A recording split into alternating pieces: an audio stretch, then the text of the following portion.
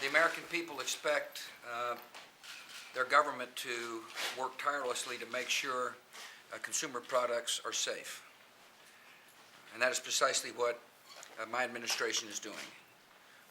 And so I've asked Mike Leavitt, the Secretary of HHS, to lead a task group that will report back to me in 60 days on a strategy that will review procedures in place and regulations in place to make sure that they're meeting the needs of a changing world.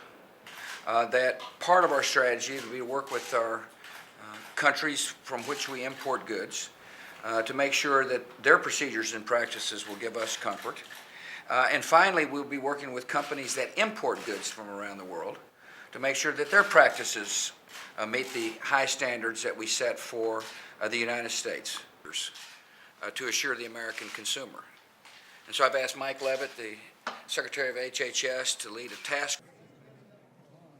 So I don't even know the order of the panel. Okay. First of all, in China itself, a lot of small, really tiny manufacturers the products from these very small operations are being gathered together, centralized, and then put into the global marketplace.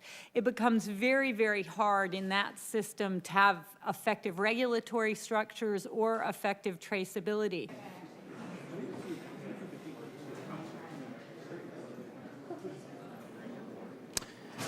Well, again, thank you for rejoining this discussion.